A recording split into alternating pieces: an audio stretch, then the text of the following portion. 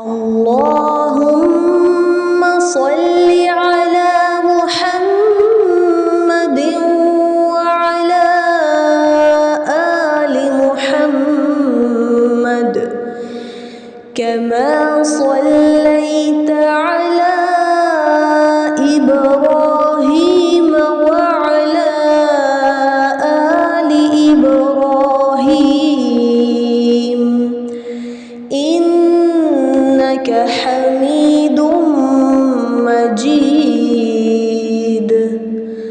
اللهم بارك على محمد وعلى آل محمد كما باركت على إبراهيم وعلى آل إبراهيم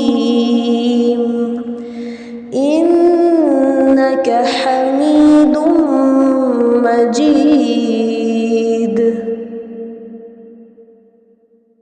بسم اللہ الحمد للہ والصلاة والسلام علی رسول اللہ. رب اشرح لی صدری ویسر لی امری واحلل عقدۃ من لسانی یفقہوا قولی. ناظرین السلام علیکم ورحمۃ اللہ وبرکاتہ. سیرت النبی صلی اللہ علیہ وسلم انگلیوں پر اہم واقعات کو یاد رکھیے آسان طریقے سے. 5 منٹس کی سیریز ہے یہ. سبق نمبر 6 5واں سال. اس سبق کے 3 حصے ہیں. ظلم و ستم عروج پر، ہجرت حبشہ، قریش ناکام. تو ہم لیتے ہیں پہلا حصہ، ظلم و ستم عروج پر کب ہوا.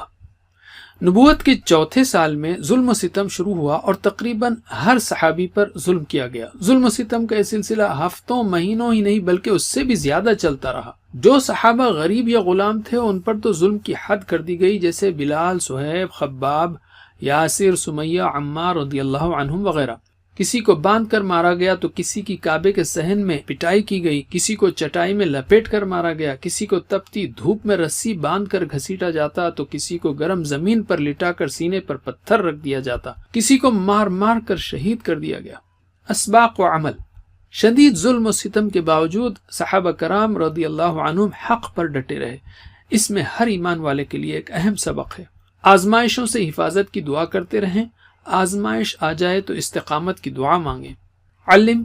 ویڈیو روکیے اور ایک دوسرے کو سکھائیے. اب ہم لیتے ہیں دوسرا حصہ، ہجرت حبشہ. کیوں ہوئی اور کب ہوئی؟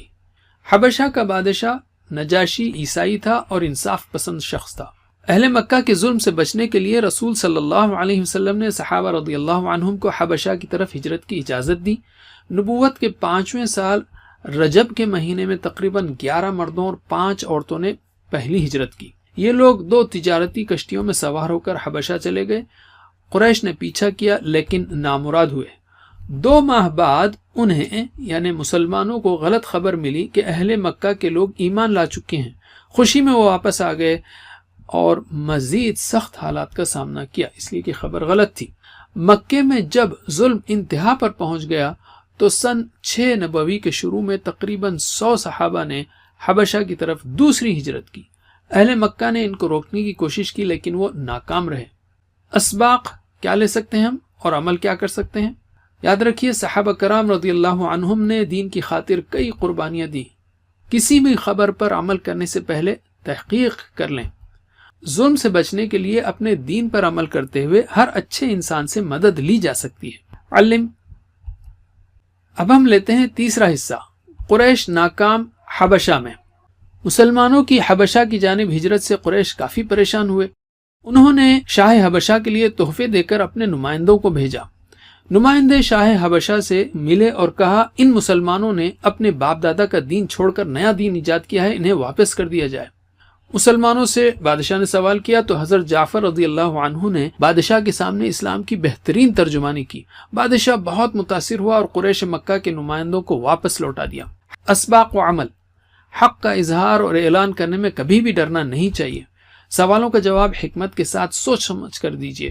جو لوگ حق کو جانتے ہیں وہ کبھی بھی حق کا ساتھ دینے میں پیچھے نہیں ہٹتے. علم.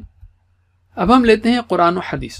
مکی زندگی کے دوسرے دور یعنی سن 4 اور 5 نبوی میں دین کی دعوت اور مسلمانوں کی تربیت کے لیے قرآن کی تقریباً 42 صورتیں نازل ہوئیں، اور ہم نے آپ کو بتایا کہ آپ کو اس میں کم از کم یہ پارے یاد رکھنا ہے جس میں 38 صورتیں آ جاتی ہیں: 15، 16، 21، 27، 29، 30۔ 15، 16، 21، 27، 29، 30۔ حدیث یاد رکھیے، کتنی عجیب بات ہوگی کہ ہم محمد صلی اللہ علیہ وسلم کے کاموں کے بارے میں تو سنیں، لیکن آپ نے جو صحابہ کو اور عام لوگوں کو نصیحتیں کی ہیں اس سے غافل رہیں۔ اس لیے روزانہ کچھ وقت حدیث پڑھنے کے لیے ضرور نکالیے۔ تو ہم اعادہ کرتے ہیں، نبوت کے 5ویں سال کے ہم نے 3 اہم موضوعات سیکھے۔ اب دائیں ہاتھ کی 5ویں انگلی کے 3 حصوں پر ان کی مشق کیجیے: ظلم و ستم عروج پر، ہجرت حبشہ، قریش ناکام۔